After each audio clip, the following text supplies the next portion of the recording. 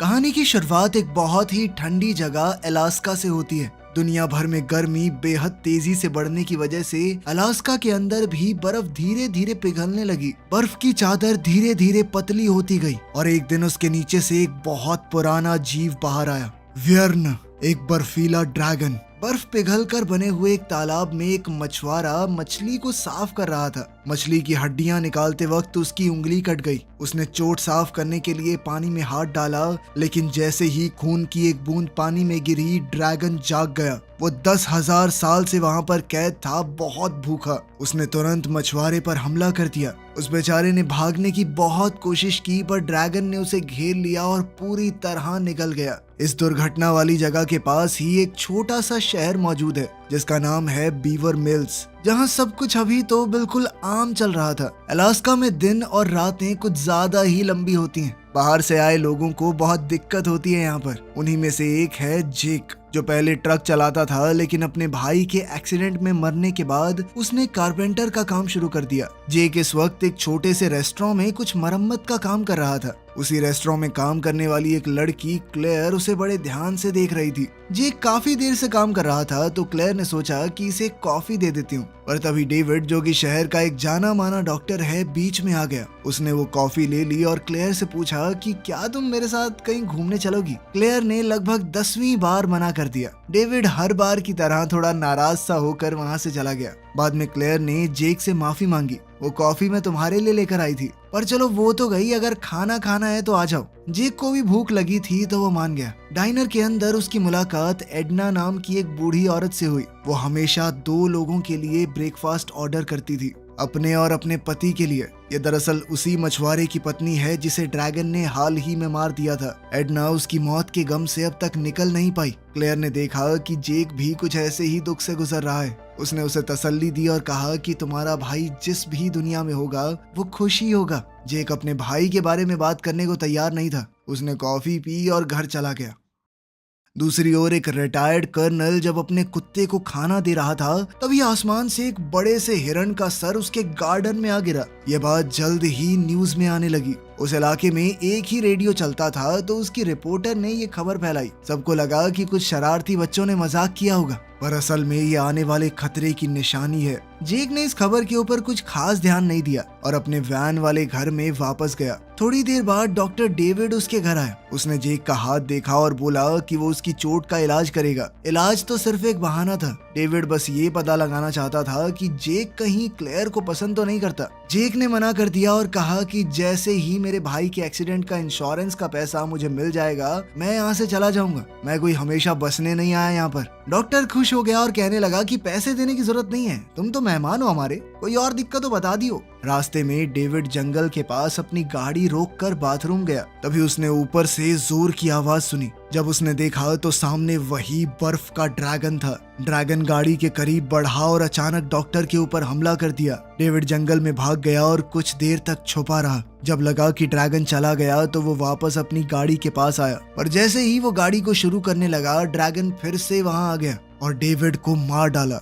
अगले दिन एक लोकल आदमी हैस जंगल में शिकार करने गया। उसने जमीन पर अजीब से निशान देखे और एक बहुत बड़े जानवर का गोबर भी। उनके आसपास वाले जंगल में कोई इतना बड़ा जानवर नहीं था। थोड़ी देर बाद वो ड्रैगन व्यर्न उसके सामने आ गया। हैस ने गोली चलाई पर ड्रैगन बच गया। उसकी बंदूक की आवाज पुलिस वाले इंस्पेक्टर डॉसन ने सुनी, जो डाइनर के बाहर जेक से बात कर रहा था। दोनों आवाज का पीछा करते हुए जंगल की तरफ गए, जहां पर उन्हें हैस मिला, जो बहुत ज्यादा डरा हुआ था। हैस ने कहा कि उसने आसमान में एक बहुत बड़े मॉन्स्टर को देखा है। बड़ी मुश्किल से जान बची है मेरी, इतना बड़ा था वो। शेरिफ को उसकी बात पर विश्वास नहीं हुआ। सोचा कुछ फूंक के घूम रहा होगा और ऐसे ही कह दिया कि पुलिस स्टेशन जाके स्टेटमेंट दे दो। फिर जेक ने जंगल में एक हाथ देखा, जिसकी शर्ट और घड़ी बिल्कुल डॉक्टर डेविड वाली थी। वो कल ही तो उससे मिला था, तो उसने तुरंत पहचान लिया। इंस्पेक्टर यानी शेरिफ को समझ नहीं आ रहा था कि ये सब हो क्या रहा है। उधर हैस फिर से बोलने लगा कि वो मॉन्स्टर बहुत खतरनाक है, सबको मार देगा वो।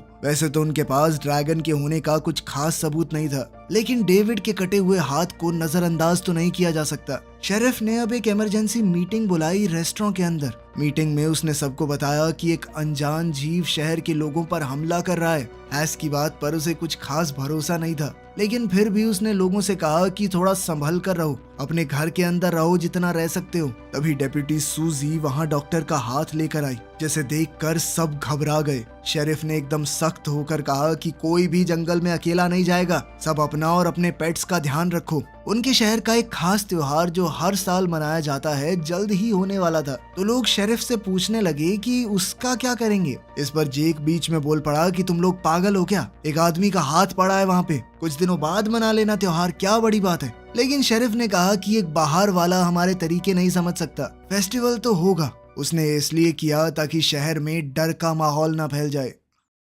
मीटिंग के बाद शेरिफ को एक फोन आया। ये कॉल थॉमस नाम के एक आदमी ने किया था, ये कहते हुए कि उसके फार्म पर हमला हुआ है। शेरिफ तुरंत उस आदमी के फार्म की ओर निकल गया। उधर रिटायर्ड कर्नल ट्रेविस ये पता लगाने की कोशिश कर रहा था कि उसके गार्डन में वो 12 सिंगे का सर किसने फेंका। तभी उसने आसमान में एक बड़े से ड्रैगन को उड़ते देखा। वो तुरंत पुलिस को बताने के लिए अपनी जीप लेकर निकल पड़ा, लेकिन रास्ते में वो ड्रैगन अचानक उसके सामने आ गया। बंदूक लेकर कर्नल अपनी गाड़ी से बाहर आया और व्यन के ऊपर गोलियां चलाने लगा। व्यन को एक भी गोली नहीं लगी, लेकिन कर्नल ड्रैगन को वहां से भगाने में कामयाब हो गया। इसके बाद वो शहर में गया और डेप्यूटी सूजी को सब कुछ बताया। उसने कहा कि एलियंस का हमारी दुनिया के ऊपर हमला हो गया है। लेकिन ये बात सुनकर तो सूजी को लगा कि ये पागल हो गया बुड्ढा, और उसने कर्नल को वापस घर जाने को कहा। फिर भी सूजी ने सोचा कि चलो शेरिफ को एक बार तो बता देना चाहिए, लेकिन उस समय तक शेरिफ उस आदमी के फार्म पर पहुंच गया था। वो कॉल उठा नहीं पाया।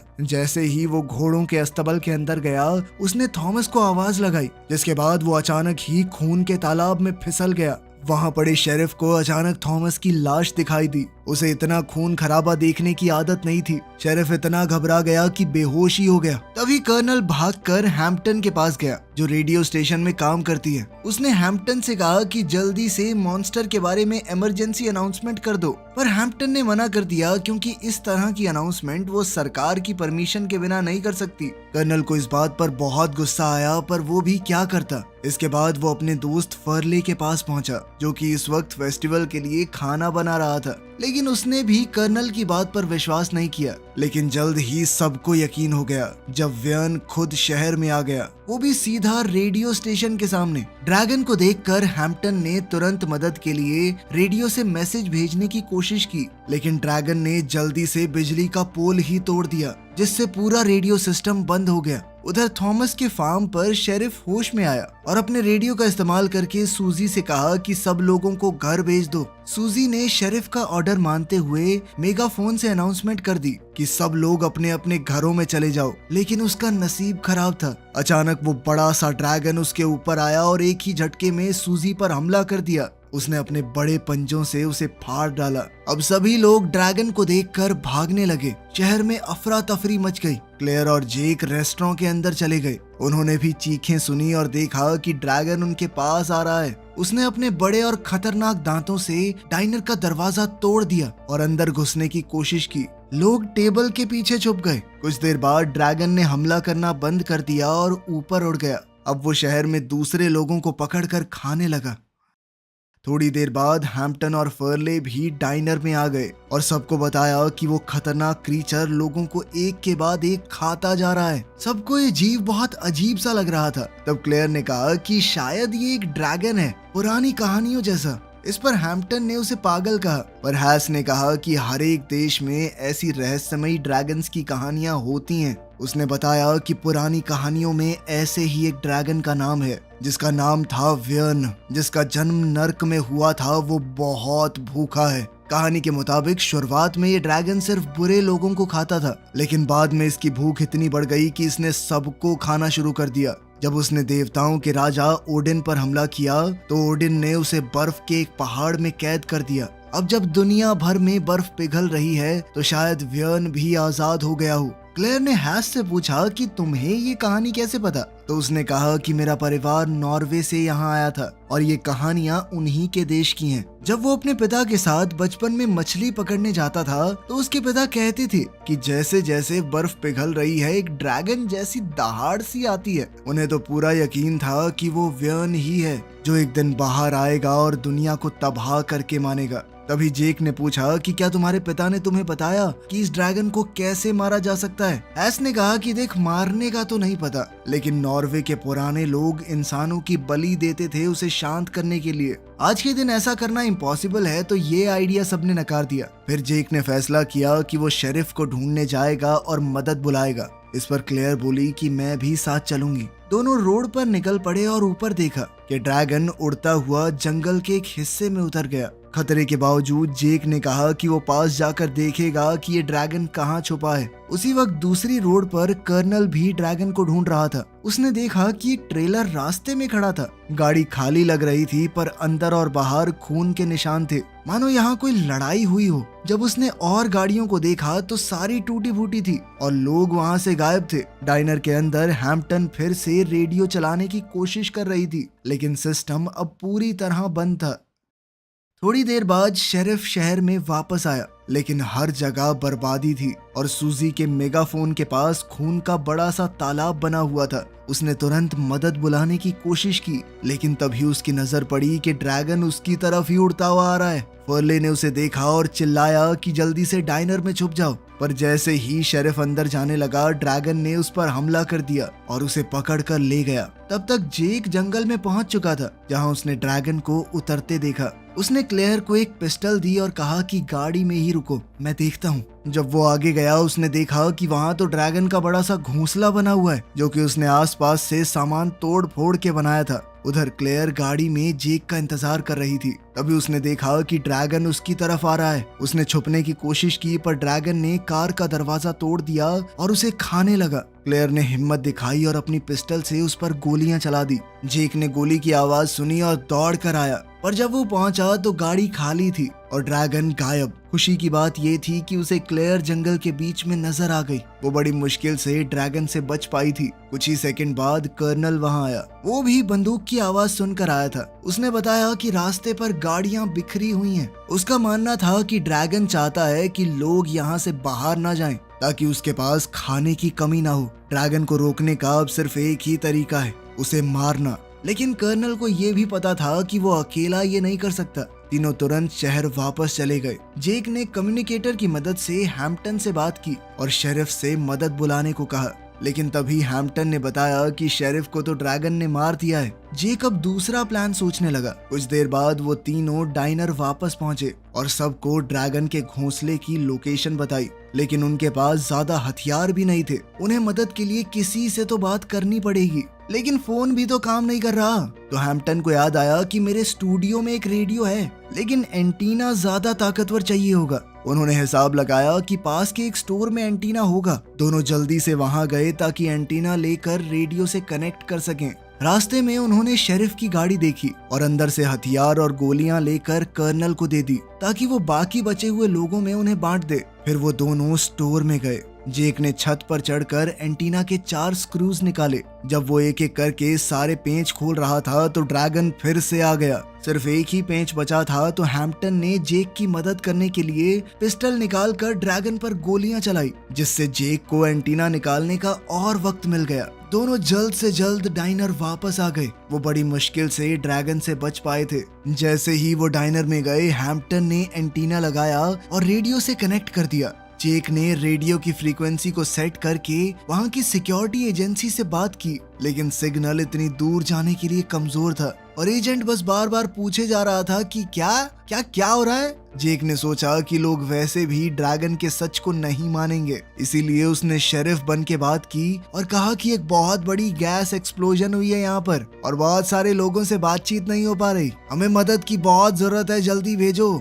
इतने में सिग्नल फिर से चला गया और बात पूरी नहीं हो पाई। अब वो अपने ही भरोसे हैं, तो जेक ने फैसला किया कि ड्रैगन से तो लड़ना होगा। उन सबको जल्द से जल्द हथियार जमा करने होंगे। सबने प्लान में हामी भरी और अपने हथियार तैयार किए। फर्ले और हेस थोड़ा फ्यूल लाने गए, तभी ड्रैगन एक घर के ऊपर आ गया। फर्ले घबरा गया और ड्रैगन ने अपनी पूंछ से उस पर वार किया, जिससे उसे बहुत ही खतरनाक चोट लग गई। जेक तुरंत उसे बचाने के लिए डाइनर से आगे बढ़ा। बाकी सब ने ड्रैगन पर हमला जारी रखा। तभी हम ड्रैगन के घोंसले में डॉक्टर डेविड को देखते हैं। वो दरअसल जिंदा था, ड्रैगन ने उसे मारा नहीं। उसने अपनी टाई निकाल कर जल्द से जल्द अपने हाथ वाली जगह बांध दी ताकि खून कम से कम बहे। जब वो खड़ा हुआ तो उसने ड्रैगन के अंडे देखे, लेकिन इससे पहले कि वो कुछ कर पाता ड्रैगन वापस आ गया। वो उसे अपने दांतों से पकड़कर शहर में ले गया।